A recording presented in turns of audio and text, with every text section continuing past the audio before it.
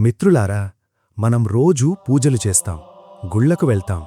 కానీ మన ఇంట్లో మనం నిత్యం ఆరాధించే ఆ దైవం నిజంగానే ఉన్నాడా? మన ప్రార్థనలు ఆ పరమాత్మకు చేరుతున్నాయా? దైవశక్తి అంటే కేవలం ఫోటోలోనో విగ్రహంలోనో ఉండేది కాదు. అది ఒక అద్భుతమైన తరంగం. మీ ఇంట్లో ఆ దైవశక్తి ఉంటే ప్రకృతి మీకు కొన్ని సంకేతాలనిస్తుంది. ఆ సంకేతాలను మీరు సరిగ్గా గుర్తిస్తే మీ కష్టాలు తీరిపోయినట్టే. శ్రీకృష్ణుడు భగవద్గీతలో అన్నట్లు, యో మాం పశ్యతి సర్వత్రా, ఎవరు నన్ను అంతటా చూస్తారో వారికి నేను ఎప్పుడూ దూరంగా ఉండను.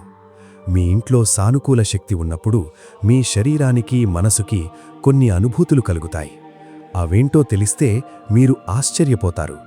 చాలామంది వీటికి కారణం తెలియక సాధారణ విషయాలు అనుకుని వదిలేస్తారు. కాని మిత్రులారా, ఈ వీడియోలో మనం ఆ 10 అద్భుత సూచనల గురించి లోతుగా తెలుసుకోబోతున్నాం. ఈ సూచనలలో మీ ఇంట్లో ఏ ఒక్కటి ఉన్నా మీరు దైవ అనుగ్రహం పొందినట్లే. అకస్మాత్తుగా వచ్చే సుగంధ పరిమళాలు. మిత్రులారా, మీరెప్పుడైనా మీ ఇంట్లో కూర్చున్నప్పుడు ఒక వింతైన అనుభూతిని పొందారా? ఇంట్లో ఎలాంటి పూజా కార్యక్రమం జరగడం లేదు, కనీసం అగరుబత్తి కూడా వెలిగించలేదు. కాని అకస్మాత్తుగా మీ చుట్టూ అద్భుతమైన సుగంధ పరిమళం వ్యాపిస్తుంది. అది మల్లెపూల వాసన కావచ్చు, చందనం కావచ్చు, లేదా కర్పూర పరిమళం కావచ్చు. కొద్ది క్షణాలపాటు ఆ సువాసన మిమ్మల్ని పరవశింపచేసి అంతే వేగంగా మాయమైపోతుంది. ఇది కేవలం మీ భ్రమ అనుకుంటే పొరపాటే. దీని వెనుక ఒక అద్భుతమైన ఆధ్యాత్మిక సత్యం మరియు సైన్స్ దాగి ఉన్నాయి. ఆధ్యాత్మిక శాస్త్రం ప్రకారం ఉన్నతమైన దైవిక శక్తులు లేదా సానుకూల తరంగాలు మన చుట్టూ సంచరిస్తున్నప్పుడు అవి మన స్థూల కంటికి కనిపించవు. కాని వాటి ఉనికిని మన జ్ఞానేంద్రియాలు గ్రహిస్తాయి. ముఖ్యంగా ముక్కు ద్వారా మనం పీల్చే శ్వాస ఆ శక్తుల యొక్క సుగంధ స్పందనలను వెంటనే పసిగడుతుంది. దేవతలు లేదా పవిత్ర ఆత్మలు భూమిపైకి ప్రవేశించినప్పుడు తమతో పాటు దైవిక సుగంధాన్ని మోసుకొస్తాయని పురాణాలు చెబుతున్నాయి. మీ ఇంట్లో కూడా ఇలాంటి పరిమళాలు అకస్మాత్తుగా వస్తున్నాయంటే ఆ సమయంలో ఏదో ఒక సానుకూల దైవశక్తి మీ ఇంట్లోకి అడుగుపెట్టిందని అర్థం. ముఖ్యంగా మానసిక ఒత్తిడిలో ఉన్నప్పుడు ఇలాంటి సుగంధం రావడం ఆ దైవం మీకు నేనున్నాను అని ధైర్యం చెప్పడానికి ఇచ్చే సంకేతం. జంతువుల వింత ప్రవర్తన. మిత్రులారా, మన ఇంట్లో ఉండే మూగజీవులు కేవలం జంతువులు మాత్రమే కావు. మన కంటికి కనిపించని ఎన్నో అద్భుతాలను అవి ముందే పసిగట్టగలవు. మీ ఇంట్లో పెంచుకునే కుక్క లేదా పిల్లి అకస్మాత్తుగా నిద్రలేచి గదిలో ఏమీ లేని ఒక శూన్య ప్రదేశం వైపు నిశితంగా చూడ్డం ఎప్పుడైనా గమనించారా? కొన్నిసార్లు అవి గాలివైపు చూస్తూ ఎంతో ఆనందంగా తోక ఊపుతాయి. మరికొన్నిసార్లు ఎవరినో చూసి మురిసిపోతున్నట్లు వింతగా ప్రవర్తిస్తాయి. ఇది జంతువుల పిచ్చిచేష్ట అనుకుంటే మీరు పొరబడినట్లే. దీని వెనుక అపారమైన జీవశాస్త్రం మరియు ఆధ్యాత్మిక సత్యం దాగి ఉన్నాయి. సైన్స్ ప్రకారం జంతువుల జ్ఞానేంద్రియాలు మానవుల కంటే వేల రెట్లు శక్తివంతమైనవి. మనుషులు వినలేని అత్యంత సూక్ష్మమైన శబ్దతరంగాలను, మన కన్ను చూడలేని కొన్ని కాంతి కిరణాలను జంతువులు స్పష్టంగా చూడగలవు. మన ఇంట్లోకి ప్రవేశించే ఏ విధమైన శక్తి తరంగాలనైనా అవి క్షణాల్లో గుర్తిస్తాయి. ఆధ్యాత్మికంగా చెప్పాలంటే నెగటివ్ ఎనర్జీ వస్తే జంతువులు భయంతో అరుస్తాయి లేదా దాక్కుంటాయి. కాని దైవశక్తి లేదా పవిత్ర తరంగాలు ప్రవేశించినప్పుడు అవి ఎంతో ప్రశాంతంగా, ఆనందంగా ఆ వైపు చూస్తూ ఉండిపోతాయి. అప్పుడప్పుడు మీ పెంపుడు జంతువులు గుమ్మం వైపు చూస్తూ ఆహ్వానిస్తున్నట్లు తోక ఊపినా, లేదా ఆవు మీ ఇంటి ముందుకు వచ్చి ప్రశాంతంగా నిలబడినా మీ ఇంట్లో దైవ కటాక్షం పుష్కలంగా ఉందని అర్థం. విశ్వంలోని సకారాత్మక శక్తులతో అవి కనెక్ట్ అయ్యే విధానమది. దీపపు జ్యోతిలో కనిపించే ఆకృతులు. మిత్రులారా, హిందూ సాంప్రదాయంలో దీపారాధనకు ఎంతో ప్రాముఖ్యత ఉంది. దీపం జ్యోతిః పరబ్రహ్మ అంటాం. అంటే దీపపు జ్యోతే సాక్షాత్తు పరబ్రహ్మ స్వరూపం. అయితే మీరు రోజూ పూజ చేసేటప్పుడు మీ ఇంటి దీపపు జ్యోతిని ఎప్పుడైనా నిశితంగా గమనించారా? గదిలో ఎలాంటి గాలి లేకపోయినా, కిటికీలన్నీ మూసి ఉన్నా కొన్నిసార్లు ఆ దీపపు జ్యోతి అకస్మాత్తుగా పైకి లేస్తూ ఎంతో ప్రకాశవంతంగా వెలుగుతుంది. మరికొన్నిసార్లు ఆ జ్యోతి చివర్లో వింతైన ఆకృతులు కనిపిస్తాయి. కొందరికి అందులో త్రిశూలం, శంఖం లేదా కమలం రేకుల వంటి సుందర రూపాలు స్పష్టంగా కనిపిస్తాయి. ఇది కేవలం వత్తిలో జరిగే కెమికల్ రియాక్షన్ అనుకుంటే పొరపాటే. దీని వెనక అద్భుతమైన ఆధ్యాత్మిక తరంగాలున్నాయి. ఆధ్యాత్మిక శాస్త్రం ప్రకారం ఒక ఇంట్లో దైవశక్తి లేదా పవిత్ర తరంగాలు ఉన్నప్పుడు అక్కడ వెలిగించే అగ్నితత్వం వాటికి వెంటనే స్పందిస్తుంది. ఆ ఇంట్లో సానుకూల శక్తి అత్యంత గరిష్ట స్థాయిలో ఉన్నప్పుడు మాత్రమే దీపపు జ్యోతి ఎంతో స్థిరంగా, తేజస్సుతో పైకి లేస్తుంది. ఆ జ్యోతి చివర పువ్వులాంటి ఆకృతి రావడం అనేది మీ పూజను, మీ ప్రార్థనలను ఆ పరమాత్మ స్వీకరించాడనడానికి ప్రత్యక్ష నిదర్శనం. దీపపు కాంతి మీ ఇంటిలోని నెగటివ్ ఎనర్జీని హరిస్తూ దైవశక్తిని ఆకర్షిస్తోంది అని చెప్పడానికి ఇదొక స్పష్టమైన సంకేతం. మిత్రులారా, మీ ఇంట్లో కూడా దీపం వెలిగించినప్పుడు జ్యోతి వింతగా ప్రకాశిస్తూ ఆనందం కలిగించే రూపాలు కనిపిస్తే మీ ఇల్లు ఒక పవిత్రమైన దేవాలయంగా మారుతోందని అర్థం. ఆ సమయంలో మీరు ఏ కోరిక కోరుకున్నా అది నెరవేరుతుంది. చిన్నపిల్లల నవ్వులు. మిత్రులారా, ప్రతి ఇంట్లోనూ పసిపిల్లలు చేసే కొన్ని పనులు మనల్ని ఆశ్చర్యపరుస్తాయి. ముఖ్యంగా 3-4 నెలల లోపు వయసున్న చిన్నపిల్లలు ఒక్కరే పడుకుని ఉన్నప్పుడు అకస్మాత్తుగా పైకి చూస్తూ గలగలా నవ్వుతుంటారు. ఎవరో తమతో ఆడుకుంటున్నట్లు చేతులు ఊపుతారు, కళ్ళు తిప్పుతూ మురిసిపోతారు. మనం వెళ్లి పక్కన నిలబడినా మనల్ని పట్టించుకోకుండా శూన్యంలోకి చూస్తూ ఆనందపడిపోతుంటారు. పెద్దవాళ్లు దీనిని దిష్టి తగిలిందనో లేదా పిల్లల అల్లరి అనో సరిపెట్టుకుంటారు. కాని దీని వెనుక ఎంతకి పవిత్రమైన రహస్యముందో తెలుసా? ఆధ్యాత్మిక శాస్త్రం మరియు పురాణాల ప్రకారం పసిపిల్లల మనస్సు అత్యంత నిష్కల్మషమైనది. వారిలో ఎలాంటి స్వార్థం, అహంకారం ఉండవు. అందుకే వారిని సాక్షాత్తు దైవస్వరూపాలుగా భావిస్తారు. ఆ నిష్కల్మషత్వం వల్లే పెద్దవారి కంటికి కనిపించని దేవతలు, పితృదేవతలు లేదా పవిత్రమైన ఆత్మలు ఇంట్లోకి ప్రవేశించినప్పుడు పిల్లలు వారిని చాలా సులభంగా చూడగలరు. ఆ దేవతలు పిల్లల్ని పలకరిస్తూ ఆడిస్తున్నప్పుడు ఆ అనుభూతిని గ్రహించిన పసిపాపలు అంతలా నవ్వుతుంటారు. మిత్రులారా, పిల్లలు గాలిలో చూసి నవ్వుతున్నారంటే ఆ ఇంట్లో దైవశక్తి సంచరిస్తోందని, ఆ పసిప్రాణాన్ని దేవతలు స్వయంగా ఆశీర్వదిస్తున్నారని అర్థం. మీ ఇల్లు పవిత్రమైన ఎనర్జీతో నిండి ఉందనడానికి ఇది ఒక గొప్ప సంకేతం. మనసులో కలిగే అకస్మాత్తు ప్రశాంతత. మిత్రులారా, ఈ రోజుల్లో ఒత్తిడి లేని జీవితం ఎక్కడుంది? ఉదయం లేచినప్పటి నుండి రాత్రి పడుకునే వరకు ఎన్నో టెన్షన్లు, గొడవలు, సమస్యలు. కాని మీరు ఎప్పుడైనా గమనించారా? బయట ప్రపంచంలో ఎంతటి గందరగోళం ఉన్నా, మీ మనసు ఎంత అశాంతితో కొట్టుకుంటున్నా, మీ ఇంటి గుమ్మం దాటి లోపలికి అడుగుపెట్టగానే ఒక్కసారిగా మీ గుండె తేలికైపోతుంది. అప్పటివరకు మిమ్మల్ని వేధించిన కోపం, చిరాకు మెల్లగా మాయమైపోయి తెలియని ఒక ప్రశాంతత మిమ్మల్ని ఆవహిస్తుంది.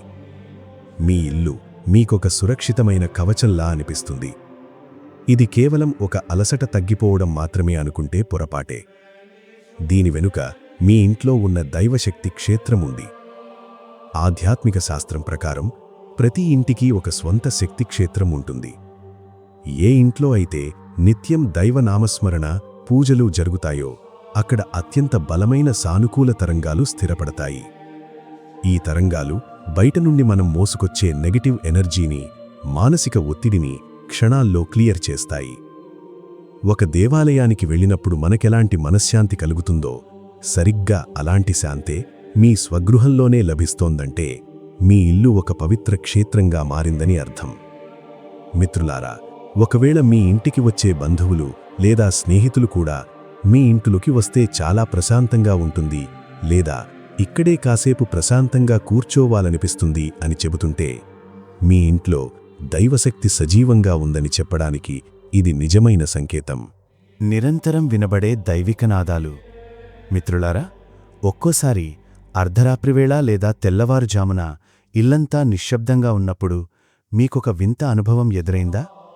మీ చుట్టుపక్కల ఎలాంటి గుడులు లేకపోయినా, ఇంట్లో ఎవరూ పూజ చేయకపోయినా, ఎక్కడో దూరం నుండి పూజా గంటలు మోగుతున్నట్లు, శంఖం ఊదుతున్నట్లు లేదా ఎవరో చాలా మధురంగా మంత్రాలు చదువుతున్నట్లు మీకు అస్పష్టంగా వినిపిస్తుంది.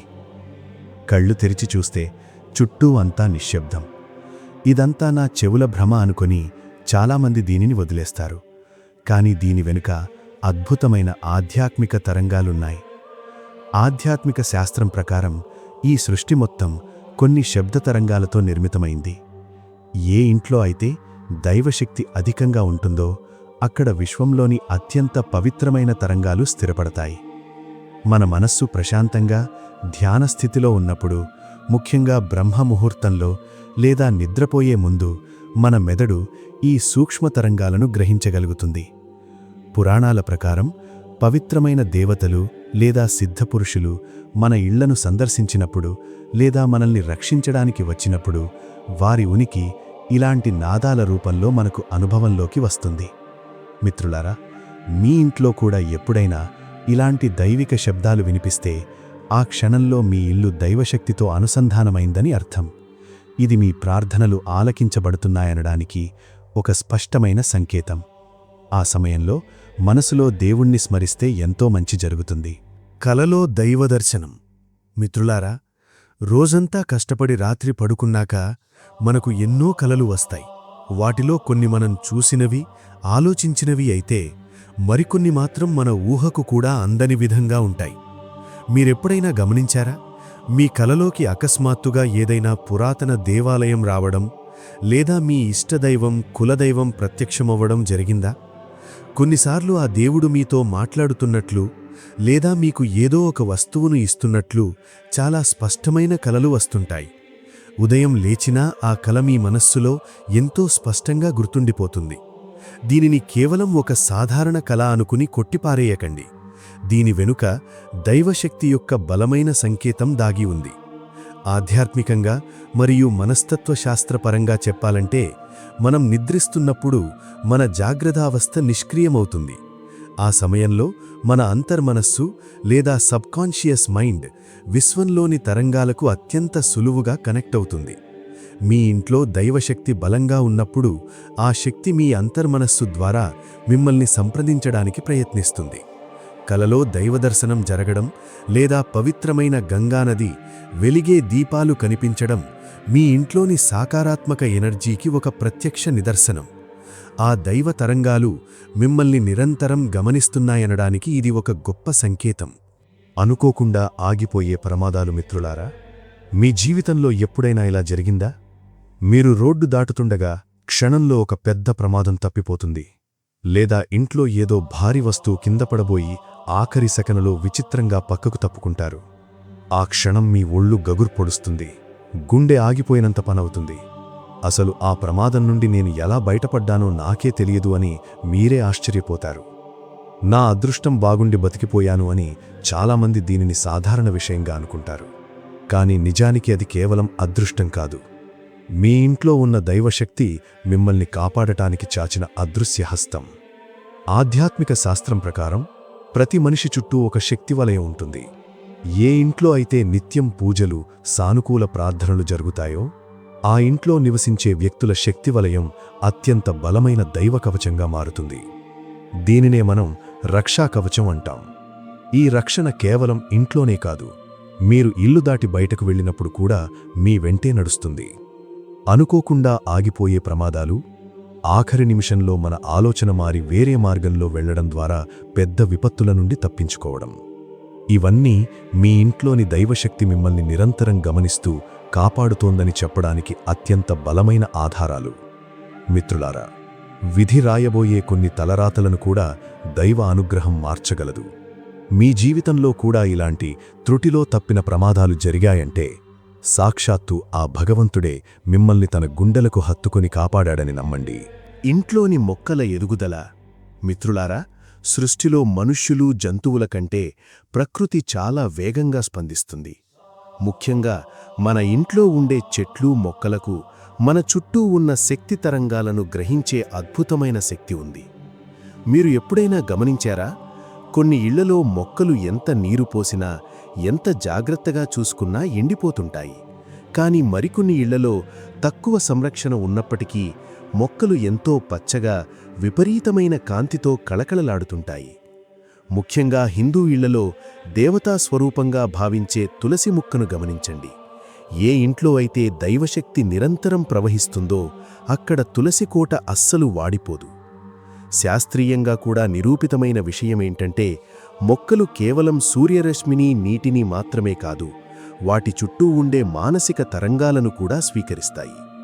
మీ ఇంట్లో సానుకూల వాతావరణం, ప్రేమ, భక్తి మరియు దైవ స్పందనలు పుష్కలంగా ఉన్నప్పుడు ఆ పాజిటివ్ ఎనర్జీని గ్రహించి మొక్కలు చాలా వేగంగా, ఆరోగ్యంగా ఎదుగుతాయి.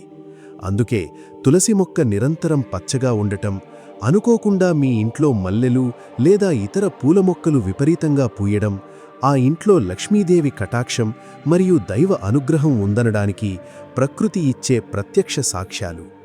మిత్రులారా, మీ ఇంట్లో కూడా తులసికోట ఎంతో కాంతితో, సుగంధంతో విరాజిల్లుతోందంటే మీ గృహంలో ఎనర్జీ లెవెల్స్ చాలా పటిష్టంగా ఉన్నాయని అర్థం. ఇంటికి వచ్చే అతిథులు.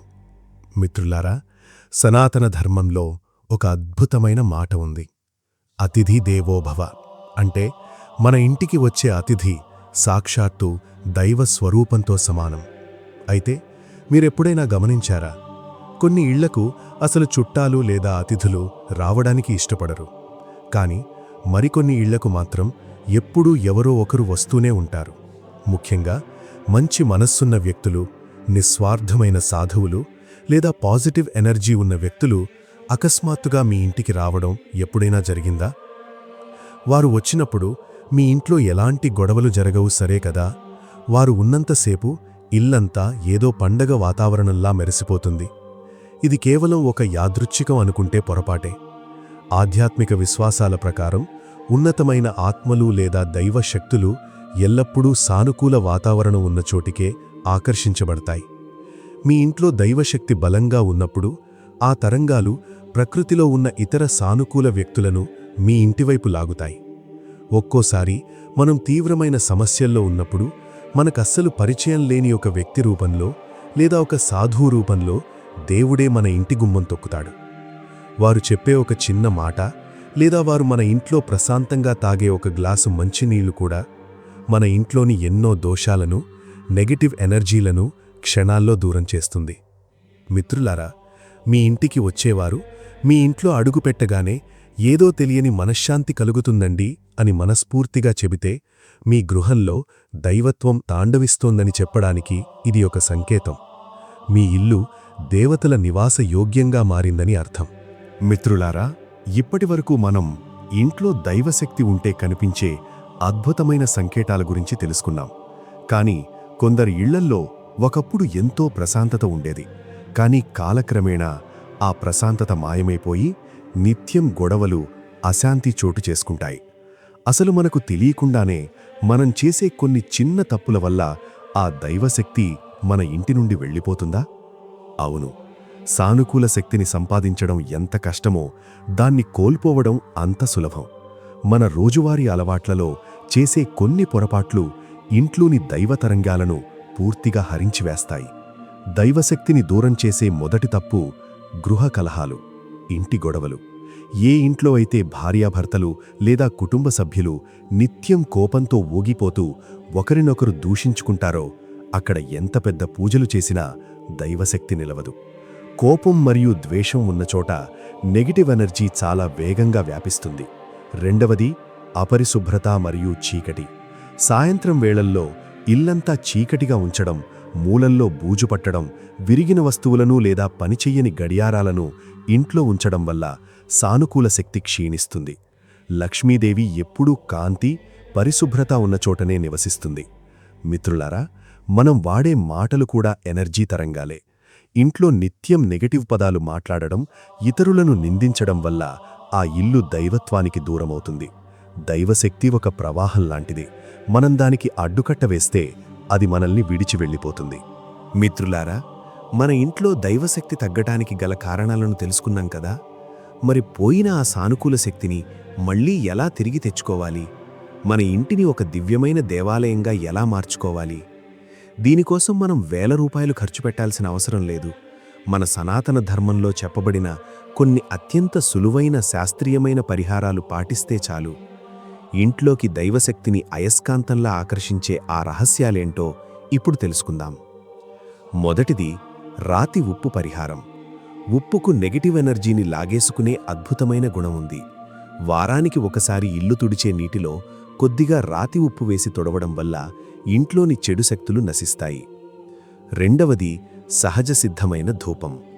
ప్రతిరోజూ సాయంత్రం వేళ ఇంట్లో గుగ్గిలం లేదా న్యాచురల్ సాంబ్రాణి ధూపం వేయండి.